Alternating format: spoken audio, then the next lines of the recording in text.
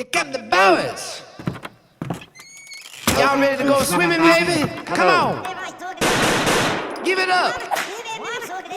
Get out of that water. I tried telling y'all, it's swim lessons, baby.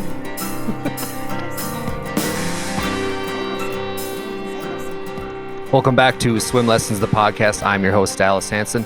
Hey, if you're watching us on YouTube, make sure you like and subscribe to our channel. It's very important to us as we're trying to grow our audience. We're having a really good run here as of late. And today's guest is somebody that I think you should know.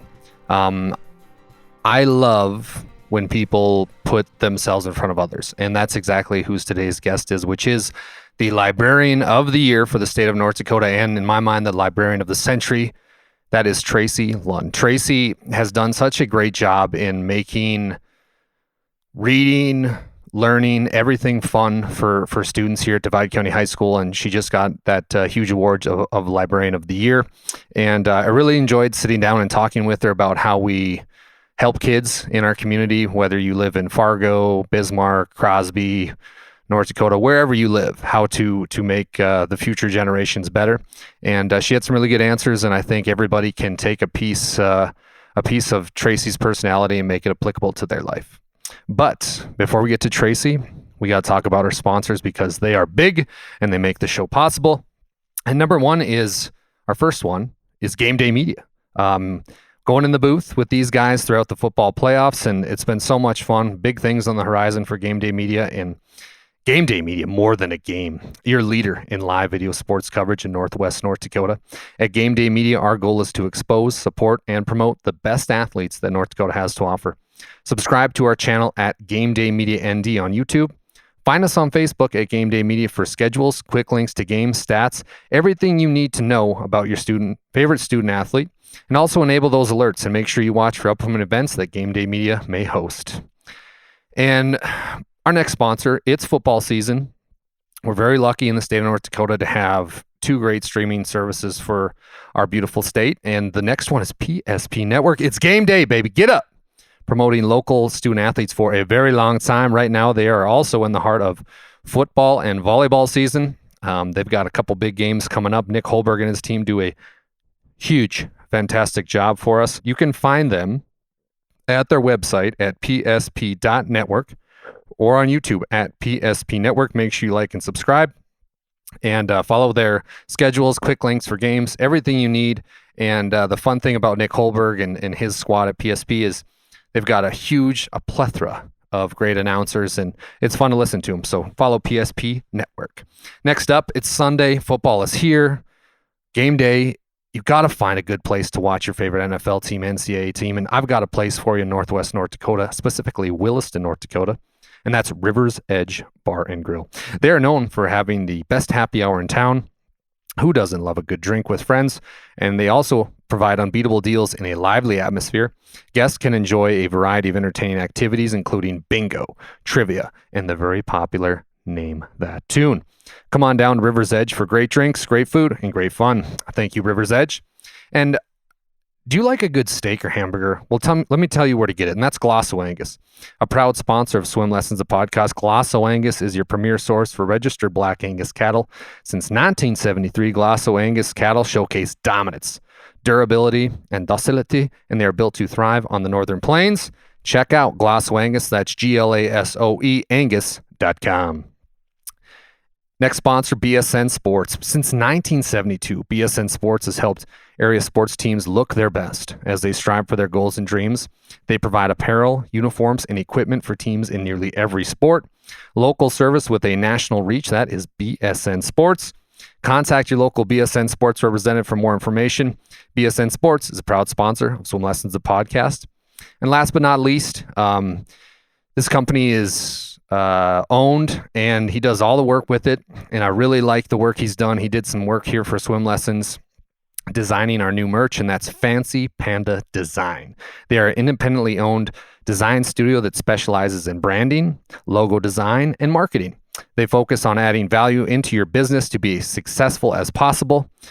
Deliberately, distinctively, and design. What more do you want? Check out Fancy Panda, and that's fancypanda.com. And also Blake Call is the owner operator of Fancy Panda, and really appreciate his creative mind and the way he does things, because he does good work. So I'm excited to showcase our new swim lesson stuff for our merch. But without further ado, I give you the wise and forever giving Traci Lund. Congratulations on a huge honor. Thank Tell you. everybody what it is. Well, I won North Dakota Library Association Librarian of the Year. That is so awesome. It's really, I still just can't believe it, to be quite honest with you. Now, any of my North Dakota Library peeps, I mean this nicely, but I feel like you win that award if you're retiring or if you've worked a lot longer than I have, or the latter, you're 6 feet under. So I'm glad. I'm super happy that none of those are me. I also feel like it is such an incredible honor because you don't see that a lot with just rural small towns. Mm-hmm. A lot of times it's the bigger communities and you just kind of get it. They work hard. They do just as much as I do, and I just, it's such an honor. It is just truly such an honor. Well, ever since I've met you, you've been doing, I have to say, and I would say this behind your back, but you've been doing great things. It's been so fun to be a part of your life. I mean, everything from what you did with the park board to now the library. I mean, where do you think this is all culminated from? Like, was it from your upbringing, or did you kind of develop as a young adult? No, it's from my parents. My dad was active in the Mina Park Board for... 30 some You're from Mina? years. Yeah. I didn't know that. Okay, cool. Born and raised. All Go right. Magicians. Okay, here we go. So yeah, and my mom, she was a school teacher for a gazillion and a half years, and she never stopped either. So I think it's always funny because she was always like, oh, you're going to be a teacher. You're going to be a teacher. You just have it in you. And I was like, there's absolutely no way I will ever be a teacher. Like the stuff you people do? No. And that was quite a long time ago when teaching was different. So now I'm like, no way. But look at me now. I'm teaching and doing library. And it is, I don't even call it a job. Like it's not a job. It is so fun. I absolutely love coming to work every day. It is, there's times where I'm like, oh, it's 5 o'clock. I got lots that I should do. I'll just stay late. Yeah. And it's not to get it done. It's just because I just truly love what I do that I want to put in the work. Yeah. And I want to do that for the kids or for whatever program I have, or, it's truly so fun. Is there cause you have 2 younger kids? Yep. An older daughter and a younger son. Yep. Is it hard to be the mom at home and then teacher when you get to school? Librarian? I thought it would be. I also understand my mom a lot more. She taught at a school and she would not let me go to that elementary school. Really? And I always thought that was really weird until the beginning of this year. And I was like, oh, I kind of get it. Yeah. But no, I think, Crosby, small town. I've coached my daughter now in softball and some other sports. And my son's just seen it that they just get it. It is what it is. It's what mom does. They're along for the ride. What did your mom say to you when you told her you got the award? My mom passed. Oh, actually, I'm so sorry to hear that. No, okay, my bad. No, I actually think it's an honor that I got it. And I have had so many people reach out that have said, your mom is so proud. And I know she is. And I know she was there, you kind of have that feeling. And I love it. I feel like it's my way also of keeping her memory alive is by, I don't want to say following in her footsteps because I don't want to feel like it's something that I have to do, but it's something that I want to do, and just things that she taught me. It's kind of those things you'll learn quickly when you have littles that you're like, yeah, light bulb moment there. Yeah. So there's lots of oh, I'm sorry, mom and dad, I didn't mean to do that. Yeah. But it's great. So I feel like it's an honor. It's honoring her as well. No, that's a good point. And I'm sorry I didn't know that. But tell me, like, catch us a little bit back, because I haven't been in this room in a long time. It's changed a ton. But what do you think, like, because kids nowadays, when I was thinking about our interview, I was like, okay, there's iPads, there's laptops everywhere, there's phones in the kids' pockets. Is it tough to have a kid just be like, hey, I want to pick up a book? Or have you found that it's like not that tough? Or what's been like a thing that you've overcome when it comes to that? So I've been here now 16 years. Okay. And I have definitely seen a change. Yeah. Greatly, especially this year. This year I've seen a lot more of the technology come through for some kids.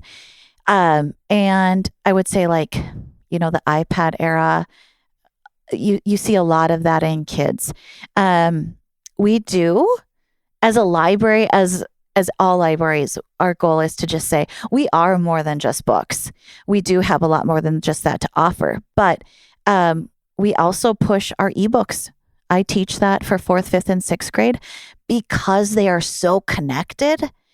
If I can't get you to read a book, hey, let's figure out how to do this, how to get it in your wheelhouse, how to make it make sense.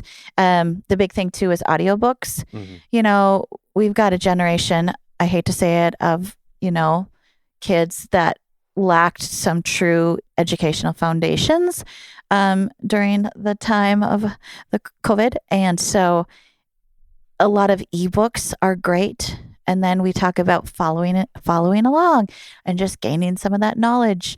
So there's all different ways for kids to access materials now, which I think is great if done properly and still needs to be under the watchful eye of the parent. I don't censor here. What you want to get, you can get. Mm-hmm. But I do feel like it does come down to the parents to have that conversation with kids too. Hey, I see you're picking out some really hard books. Let's maybe get something, a little easier, or out of the Dallas level. Yeah. Simple. Out of the 3 you can get. Let's get 2 over here, 1 over here. And we try to push that too, but kids are kids. Yeah, no, totally. That's a good point. And the AR points are still a thing, right? That was a big thing when I was in school. Like all the studs were at the top of the pyramid. And... I do have to say that our AR program is probably way better than yours. Sorry, Cheryl Foskin. Cheryl was good. She was awesome. She was, and a very big mentor to me. I love her. Yeah. But so we have done some crazy things with AR over the last couple of years since I started teaching. We do kind of something to get all kids involved, from the low level to the individual. Okay. To the everybody. So we do classroom goals, which is a quarterly goal. Okay. So this quarter, classes get an AR goal level as a whole, and they are trying to earn rubber floats. We have done everything from silly stringing the librarian, sliming the librarian, pies in the face to the teachers. I saw that one on Facebook, yeah. We did a classroom takeover for 15 minutes. I went in the classroom and just took over, brought popcorn. We were loud. And the kids loved it. We played tag, don't tell the teachers. We destroyed the room, but we put it back together. And so we've done all sorts of stuff like that. This year we're doing Coco's and Cookie. They're gonna try to earn miniature golf throughout the library. So just some fun things to keep them going. That to me is the biggest thing, because we can really get in a slump. And then how do you get out of that? I mean, even me as a reader, but then we have the MVR, which is the most valuable reader. Whoa. So I like that. That is really fun. I have a huge candy cart that monthly, the teachers vote on a student to get the MVR out of 1 per class, and they get to come and pick from my candy cart. And the only thing, or the only rules we have with that, is it has to be a good choice made by a reader. Now, maybe they made a choice to read instead of goof off, or maybe they are the best reader, or maybe they're the low level and need a big boost. It can be kind of anything. So I love that award for that. And then classroom goals, and then we have the big individual goals. So I have lollipops. the community, which unbeknownst to me, got me a gumball machine. Oh, nice. And so for every time they hit one of our numbers, they get a gumball. And then at 50 points, they get a sucker. 100 points, it's freeze-dried candy. 125 points, it's a drink. 150, it's a freeze-dried candy and a drink. And then 200 is I've got some awesome popcorns. And then 250 is a pizza from self-serve, a candy, and a drink. Wow. Yeah. A lot of prizes. Mm-hmm. Last year, so that was my I've done this now for 3 years. I'm going on my third year teaching. And last year, we had a significant increase. I call it significant. It was about 14 students that made it on the AR board. And that in our small school is huge. And I was so proud of the kids. It was so great. So my goal this year is for 100% of the students to get 25 points. So they at least get a gumball. So it's a lofty goal, but we can do it. I know we can do it. I know the kids can do it. Oh, yeah, 100%. Yeah, I'm so excited. Great teacher like you. One of my favorite things growing up, and all my friends, we got stoked when the Scholastic Book Fair was in town or in the library because we get, like $10 for mom and dad to come here and spend it on whatever. I was a big sports guy, so I'd go to like the Sports Illustrated for Kids, whatever the book might be. Do you still do that?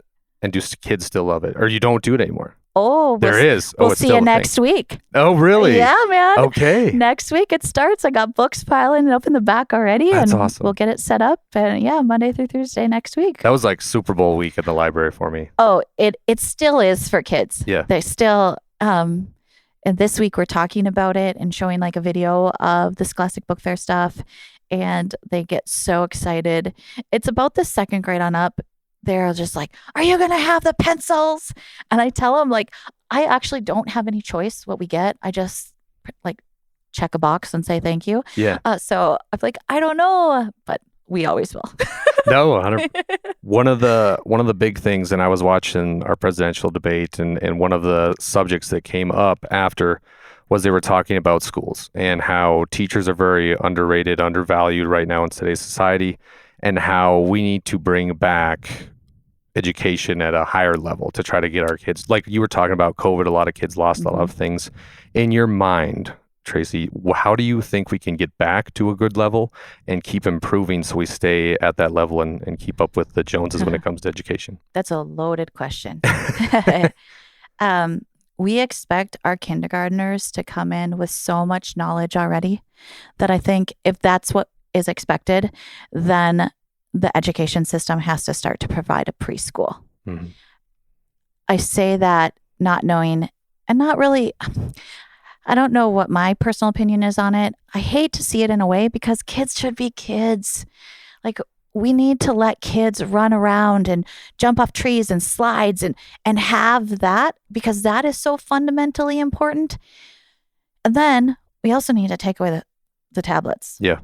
That is huge barrier for our children. Mm-hmm. And I've seen it a lot this year. I also think we need to really go back to basics and just pound the basics in early and everywhere and often and then again. Yeah. And then we can move on to those other things. But until we have a fundamentally sound grounding for these children, they can't move up and down. They can't move forward. If they can't read at their grade level, how are they supposed to be doing science in 5th and 6th grade and following those directions and read polymer and it just, or even understand the word? Yeah. So I worry about the fundamentals. Our teachers are so inundated with the demands that the educational system puts on them. There's not enough time in the day. Right. They want data. They want this. They want that. I would like to see them come in and see how hard it is to teach a group of kids.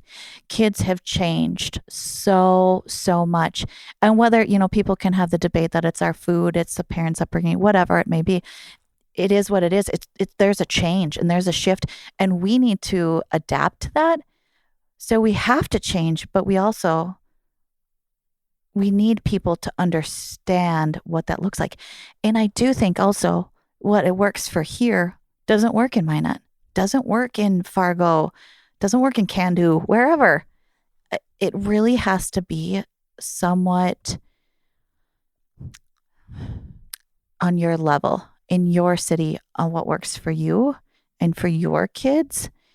There needs to be a basic ground throughout. I do believe that, but it's a lot. Like even for me, for library. So I teach library classes, and I have state standards. In my state standards, there's so much there, in my opinion, that has nothing to do with libraries. And so why am I teaching that? Or our reading levels are so low. Why am I not going over some of those basics? Why am I not, because it's just another person helping. I just feel like we're trying to do too much all at once. No, that makes sense. And we got to let kids be kids. Yes. Because they can't sit there all day too and stare at you. They're gone. Right. Oh yeah. Yeah. No, I'm with that. And I think it's like what you said, let kids be kids is super important. Cause I mean, one of my favorite movies growing up, there's like a scene where the kid's walking on the beach and he picks up a rock and Adam Sandler's like, throw the rock, throw it at just do anything with the rock. And he just sets it down. And like, it's just scary to know like technology is catching up so much that kids are forgetting even how to, just throw a rock or, play tag or go running. Like one of my favorite things growing up, and this is going to make me sound old as heck, but just riding bike and going to everybody's house, be like, hey, can you play basketball today? Let's play basketball, and it was fun. And part of the thing was just riding your bike to see if your buddy was home. And it's just like and any time now you see a kid on a bike, it's like, oh, okay, good. It's still a thing. But it's just like what you were saying, just let them be kids and the rest will kind of fall into place almost. And another part that you touched on that I thought was very important was how what works here, like you said, might not work in Minot, might not work in Bismarck. How do you think, like with the regulations and everything like that they could maybe maneuver that to a point where, hey, if you can teach this, if you're a librarian at Divide County, here's some guidelines. Could they kind of leave it up to you guys as teachers to here's a set rule, but bend don't break type thing? Or I don't think we'll ever see that. Yeah. Just because of responsibilities as a teacher and and the way the world is now. You need those standards and you need that set stuff so that everybody is on the same playing field. Otherwise, you will have a disastrous mess, and now lawsuits and parents fighting for one thing versus another thing, and my child got this and that. And if a student transfers somewhere, you want the students to still be on the same page there too. So there's a lot there. As much as I would love to see it, I don't feel like we would actually ever see it. Yeah, no, that makes sense. Well, let's talk. That's a good segue into what's the future. What's the future like here at Divide County? I mean, you're the MVP, the MVP librarian here. How do you continue to evolve yourself and make sure the library is what you want and kids are learning? Well, I think for me too, having my two kids has really been a huge factor in what I do. Because as they've grown up, I've seen, we're missing like this whole array on books, or we have nothing here or nothing there. So they have really helped to kind of guide me on those sort of things. North Dakota has an amazing library foundation, or our association. And so I get to learn from some of the best people ever. My colleagues and staff throughout the state, they really are doing some amazing things that I quite frankly just steal their ideas and turn them into mine. But I think it's just important to know that our library will be here forever, and then some. But we are evolving. And like when I say, we're more than books. We're starting a STEM closet, a gaming closet. Yes, we have books, but we have ebooks. Our ebooks have, over the last 3 years, have gone up 50% every year in checkouts. So that is hugely evolving. And then I think it's just, we provide computers and printers and scanners, and, we kind of take that for somebody at home that doesn't have that. Yeah, you carry around that computer on your cell phone all day long, but how are you going to print when you really need to do that? How are you going to send that to someone when you need to sign it? So we're always looking for ways to adapt to our community. And I think that's the biggest thing, is it has to be to your community. What's working right now in Fargo, it wouldn't necessarily work here on some of their programming.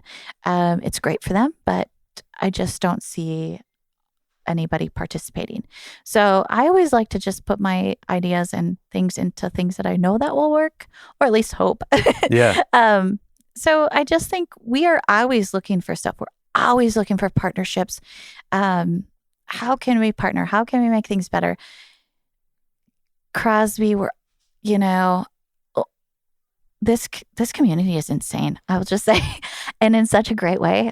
We're always giving. Everybody always wants to do something. I always tell people, like, if you're bored, it's on you, man. Yeah. Like, there's something to do every night. Like, there's times I'm like, I just want to stay home. Yeah. But like, so many people want to do stuff and give, and hey, let's do it together to make it easier. We have an amazing summer reading program that we put together every year that I try to get the community involved with. That's one of our favorites. But it's just to really, I think, be more of partners with everybody is really what I'm looking forward to. I also, I am only a one-man show, but I really, really would love to be able to somehow get into Noonan and Fortuna and Ambrose. I don't know what that looks like yet. It is on my strategic plan. So I'm just trying to figure out how that looks. What does that mean?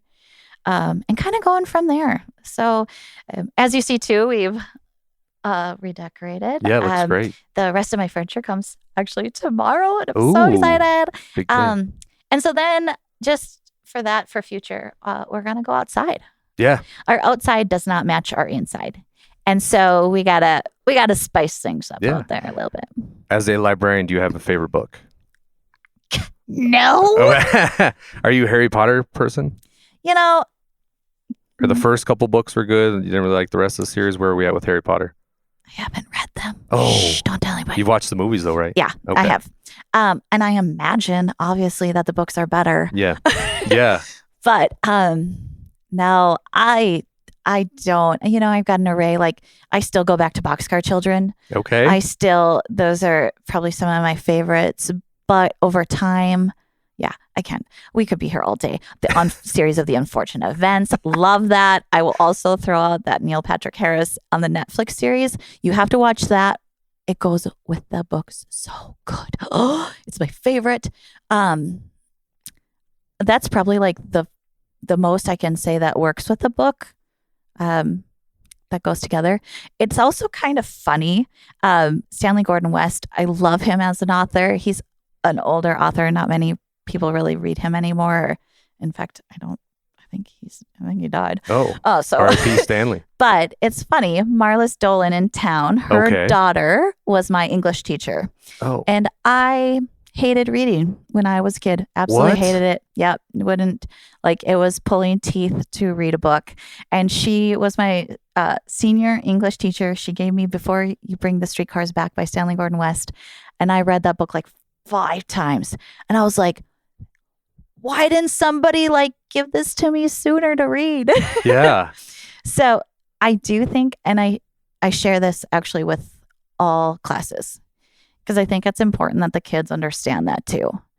I didn't like to read, and I completely understand the struggle. I was a busy kid. I understand the time commitment. So we talk a lot about that, and I think it really makes a connection with me and the kids too. So they're really like, well, what do you suggest? And so we talk a lot about hey, this book looks really cool. It's, 200 pages. So maybe if we break it down for you, where you read a chapter a night or 10 pages a night, you could get it through. So we try to break down a little bit more so it's not so daunting to kids too. And that really helps. But yeah, I was not a reader. It was it was, yeah. It was, but now, that'll be like in a kid's life too. That'll be good because it kind of teaches them discipline and when, hey, we got to sit down and get this done. And then won't have to do as much. And you know, this year, one of my sayings is you got to put in the work. Yeah. You got to put in the work. Yes, reading is fun and it's great. It's also a grade in your class. So guess what, man? You got to put in the work and to understand like it takes time. Here's too where when we talk about tablets, it takes settling down and being able to concentrate on that book versus your tablet. Yeah. And so there's a lot there. Yeah. No, totally. Also, parents, read to your kids. It doesn't matter if they're, 0 or a junior in high school, college. That is super huge, and a connection to that they don't get a lot anymore too, because parents, we're busy. I get it, and it's super easy to throw that book on and be like, "Here you go. Yeah, read this, watch this," and so. But to read them, to be able to turn the pages with them, it's so huge for their education and their cognitive skills and their understanding. And read to your kids. Yeah, that's a good point. It's a very good point. How important to you is leadership in not only a school, but just, you've been a part of the park board, everything. You've been in a lot of leadership roles. What's a leadership quality that you possess that you think could be working just about for anybody? I think I'm organized. So that really helps me to do a project and to start to finish a project. I also think that I have a way to talk with people that can kind of help people to understand. We can go over what needs to be done. How are we going to do this? Again, the organizational, what does this look like? So I think that's really big. I also love to talk to people. So I think it's important to get out in the community and really find out the needs. I always thought it'd be a great idea to have in-ground trampolines. It's still a great idea. That is a great idea. However, our insurance company thinks it's a horrible idea.